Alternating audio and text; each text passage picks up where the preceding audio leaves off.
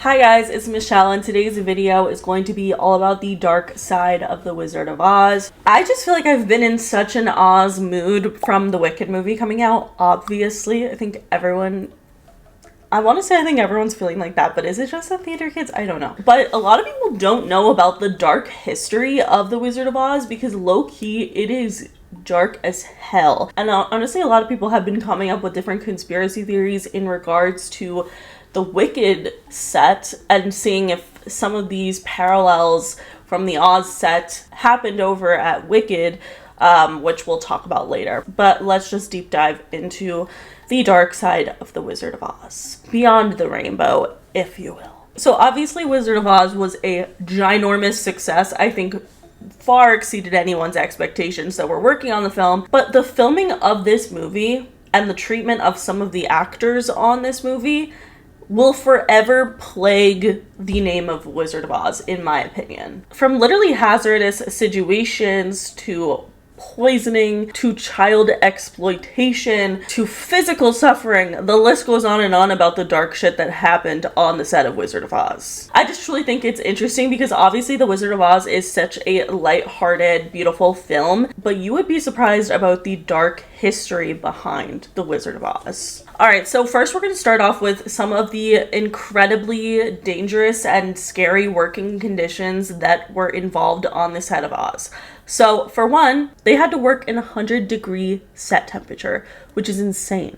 I would lose my marbles. So obviously this was in the 1930s, so it was a different time for a lot of these things. I think that could explain it, but not really defend it. But basically, to film a movie in Technicolor at that point in time, the lights that needed to be used produced an immense amount of heat, making the set over 100 degrees Fahrenheit and 38 degrees Celsius. Because anytime I try to say something in Fahrenheit, all of my Celsius friends are like, what the hell is that? But 38 degrees. There you go. Not only is this like an absurd working environment if they were working on a frickin' beach movie where they were all wearing bathing suits, but this is the Wizard of Oz where the costumes are quite heavy. Like, they are thick costumes, and I could not even imagine, as a fat, I'm not good with heat. I'm not good with heat at all. Like, at all. So I personally couldn't handle that. But the actors in full costumes, Ray Bolger, who played the Scarecrow, and Burt Lahr, who played the Cowardly Lion, suffered very immensely because their costumes were already hot as it is.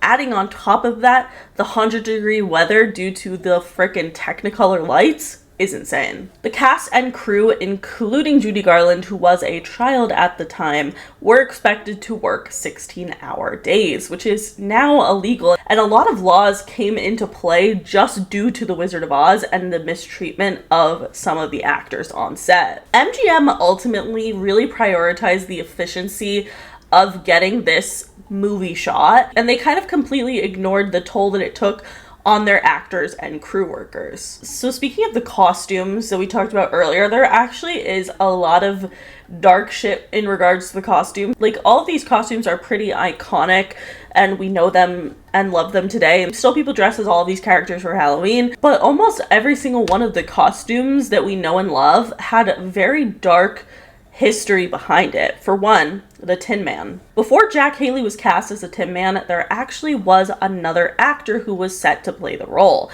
His name was Buddy Ebsen. Buddy Ebsen was forced to exit the project because he had ingested and had an allergic reaction to the Tin Man makeup that actually contained real aluminum dust. Buddy Ebsen was hospitalized. He struggled to breathe. He suffered severe excruciating pain in his lungs and lung damage from this, which is just actually nuts if you think about it. But Jack Haley, who ultimately we know as the Tin Man, he fared quite better with this slightly. He actually also still developed an eye infection from the even revised makeup of the Tin Man. Just from the aluminum as a whole. Also, the lion, the Cowardly Lion costume is made out of real lion hide and fur, which is actually insane. I just feel like that would smell so gross, especially with a man in it sweating under freaking 100-degree lights. Hell, oh my god, that costume, the costume director on this freaking movie deserved, I don't know, like a very lavish life, I hope, after this, but probably not. So Margaret Hamilton, who played the Wicked Witch of the West, was actually severely burned during the filming of a scene where she is supposed to disappear in an explosive, fiery thing, and the trap door just didn't work that day, and she got third-degree burns on her face while filming a movie. Again, MGM, giant freaking company. That should not be happening, obviously. Margaret Hamilton also had a lot of copper-related toxic illness due to her green makeup as well, which again, nuts. Like, I cannot believe that happened. Ray Bolger, who played the Scarecrow, his makeup actually consisted of a bunch of different rubber prosthetics that basically left deep grooves and indentations in his face, and it took more than a year for his skin to fully recover. I cannot believe that that's a thing. Not only was the makeup and the set kind of dangerous as a whole, there were also a lot of different special effects that were definitely questionable. Like, for example, the poppy field scene where it's snowing. That snow was actually asbestos, which is insane. So the cast members and the crew on set were unknowingly inhaling these different fibers, which posed severe long-term health risks that they probably faced throughout their lives, which is honestly nuts. Obviously, we talked about Margaret Hamilton's burn injuries, but her stunt double also got very injured, where there was a scene where the broom that she was carrying just exploded unexpectedly and injured the stunt double, and they actually had to halt production temporarily. Also, the actors who were playing the flying monkeys faced their own set of challenges on the set of Oz. A lot of the times the fly systems would just break, and one time a monkey actor literally had plummeted to the ground, resulting in a broken arm due to a faulty fly system. Again, with MGM's budget, that's kind of insane. Also, a lot of the actors were paid pretty well on the set of Wizard of Oz, except for the main, Judy Garland. So Judy Garland was paid only $500 a week, while the Scarecrow, $3,000 a week. Tin Man, $3,000 a week. Cowardly Lion, $2,500 a week. The Wicked Witch of the West, $1,000 a week. And the only lead actor who has a lower salary than Dorothy is Toto, who's paid a fucking $125 a week. I would be so pissed if a dog was paid that close to my amount. No. A lot of the Munchkins also were underpaid. I think like between $50 and $100 per week. And again, if I was playing Munchkin and a fucking dog was getting paid more than me, I would lose my marbles by far. Like, that's insane. When you're talking about the dark side of Wizard of Oz, it is no secret that there was a lot of exploitation and abuse around Judy Garland. So Judy Garland was just 16 years old at the time of filming Oz, and she was literally a child, but she had insane working conditions that are not fit for an adult, let alone a teenager. For one, MGM subjected her to an unrelenting schedule that basically prioritized the efficiency of getting the film done over her health, which is insane. Again, she was required to work 16-hour days, 6 days a week, which is nuts. This was in the 1930s, and it was before child actors and performers were protected under basic child labor laws, so they were allowed to work her that hard, which is nuts. MGM also provided Judy Garland with amphetamines to keep up with this intense filming schedule. Again, insane. And not only that, but she was also given sleeping pills to force her to get rest in between the days of the shoot, and she wouldn't be able to sleep at night because she had these amphetamines in her, so they gave her sleeping pills to knock her out, which I cannot believe that happened. MGM also had a lot to say about Judy Garland's weight throughout the entirety of the filming of Wizard of Oz. She was set on a very strict diet by MGM executives where she was only allowed to eat chicken soup, black coffee, and cigarettes. Again, she's 16 years old. That's actually insane. Studio executives actually even went so far as to hire people specifically that were there to watch what Judy Garland was eating on set, and if she stepped out of line in any way, they were basically there to humiliate her in front of everyone else and call her out for eating that way. Louis B. Mayer, who was the head of MGM, reportedly referred to Garland as his little hunchback, and she was even referred to as a pig in pigtails. They also got Judy Garland wrapped into a long-term contract with MGM that basically gave the studio complete control over her career, and she had little negotiating power and was basically forced to accept whatever terms that they offered. Judy Garland herself actually recounted a lot of times where she was harassed or SA'd on set of The Wizard of Oz, and just the older executives that were supposed to be around there to protect children were the ones who were harming them. And according to Judy Garland as well, a lot of the Munchkins on set were like obviously played by older men, but they were really creepy towards her and would pinch her, harass her, make weird comments, and it just made her uncomfortable. Judy Garland died at the age of 47 years old from a barbiturate overdose, and I don't think it's that insane to say that The Wizard of Oz directly correlated to her untimely death. I truly believe that. I want to refer back to the Munchkins a bit when we talk about the set of Wizard of Oz because, you know, they were causing some trouble up in that set. It's kind of insane. But basically, The Wizard of Oz had hired over 120 actors to portray the Munchkins, and obviously these actors were adults, and a lot of them would get super drunk and, like, again, just be weird towards different actors, but specifically Judy Garland in particular. And they got to the point where this kind of rowdy behavior and heavy drinking actually made them miss their call times on set, because the executives obviously didn't care if they were being creepy towards Judy Garland, but they cared if they were wasting their time. So once that happened, MGM actually had to hire people to specifically manage the Munchkins. That's insane. Like, I cannot believe that that was a thing. I also think the pay discrepancy of the Munchkins is pretty nuts in comparison to the rest of the cast as well. Like, the fact that a dog was paid more weekly than them is dehumanizing. But overall, I just think the set of The Wizard of Oz has such a dark undertone to it that I think a lot of people either don't know about or just would never expect when watching anything Oz related. Like, I feel like Oz is obviously a very magical place. It's very beautiful. And to see such a beautiful movie have such a dark history, it's kind of scary. And now I want to talk about Wicked, because there have been a lot of dark conspiracy theories about stuff that's going on with Wicked that I don't particularly enjoy. First of all, loved Wicked. Like, actually obsessed with it. I'm so excited to go see it again. It was amazing. I cried. It was so much better than I ever thought it would be.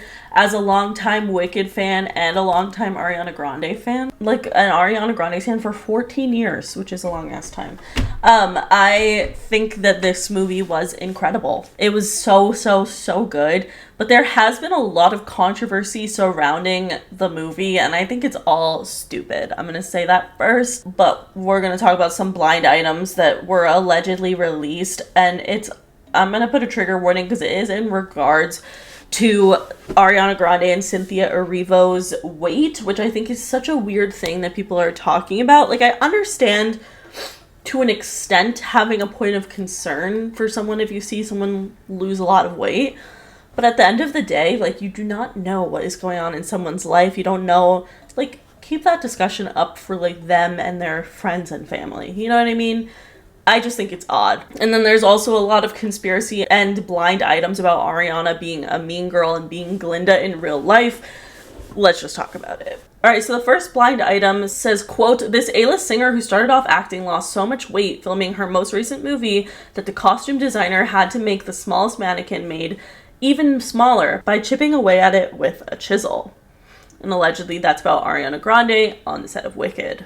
They also wrote, quote, "This movie studio is also photoshopping photos of the A-list singer turned actress to make her appear larger in publicity stills from the set of the movie she is filming." And again, that's allegedly about Ariana during the time that she was filming Wicked. More was written saying, quote, "The A-list singer, who could be cast as a member on SNL, saw how she looked in the scenes she is shooting for a movie.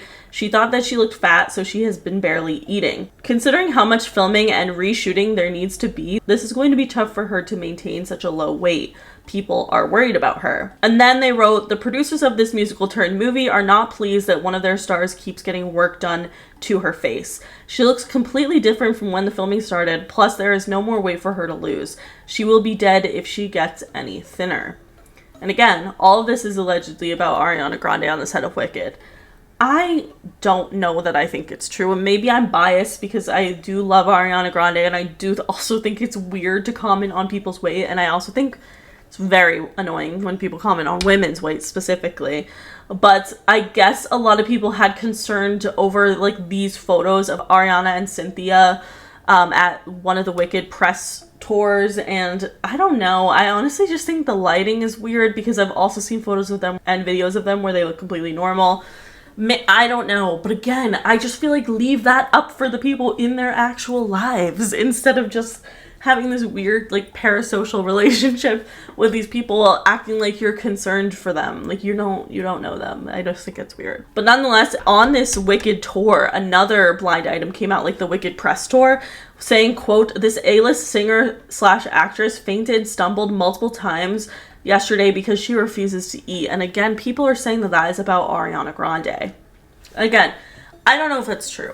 I don't know if it's true. I hope it's not true. But even if it is true, it's not really any of our business. I think that that's to be said. Like, was there a lot of dark things happening on the set of Wizard of Oz? Yes. Do I think that they translated over to the set of Wicked so many years later? No. I mean, the pressures to be skinny by society is definitely still a thing, but I don't think that they would be in a scenario where that would be thrust upon them by like the producers of the movie. But I mean, I could be wrong. More interestingly, because this is like more lighthearted and stupid, and I guess, but people really have a lot of conspiracy when it comes to Cynthia Erivo and Ariana Grande's relationship. For one, people think they're gay, which love that. I just feel like Glinda and Elphaba, like if you are a Wicked fan, you just know that there is an underlying love there that's a little bit gay. It just is. But there has been speculations on whether or not Cynthia and Ariana are really as good of friends as they make it seem. Obviously, they are seen crying in every single interview together. I think it's cute. A lot of people are getting annoyed with it. I'm like, girl, you just have never been a theater kid, and it shows. Both Cynthia and Ariana, theater kids to the day they die. You can just tell. They love theater. And it just is a whole different experience to go through a show. I can't imagine how much fun and amazing it would have been to film the Wicked movie. Like, I felt so excited just watching it. Imagine being a part of it. I get why they're crying, okay? I would cry too. But people believe that they're not actually as good of friends as they make it seem, and some people even think that Ariana is secretly a mean girl due to this blind item. The blind item says, quote, "Don't put it past the team of this A-list singer / sometimes actress to make sure any negative press stories are about her co-star, which keeps them distracted from the whole homewrecker thing." I don't know. I mean, this is in regards to Ariana and Ethan Slater, and then of course Cynthia Erivo was having a weird controversy about, I don't know, she just like posted being annoyed about how someone photoshopped the poster of Wicked to look more like the Broadway like poster, and I guess a lot of people were angry that she was angry about it. And so people think that Ariana's team is essentially paying people to talk more about this story and to have that kind of be the running narrative throughout the premiere week of Wicked, rather than talking about how she allegedly homewrecked Ethan Slater and his ex-wife's relationship. I don't know if that's true. I just feel like we don't actually know what's happening. There's a lot of rumors and speculations, but I personally feel like I don't believe most of them, but I will say a lot of the time where there's smoke, there is fire. So I don't really know what that means, and honestly, I think I might be biased for sure. So sound off in the comments below and let us know what you guys think about these wicked conspiracy theories. I want to hear your thoughts. But anyway, that is it for today's video. If you guys liked it, please give it a big thumbs up. Let me know in the comments below what you guys think of all of these different theories and the dark side of Oz. Let me know if it ruined the movies for you. I don't know. But that is it. Make sure you follow me on Twitter, TikTok, and Instagram, and subscribe for new videos every week. And I'll see you guys later. Bye.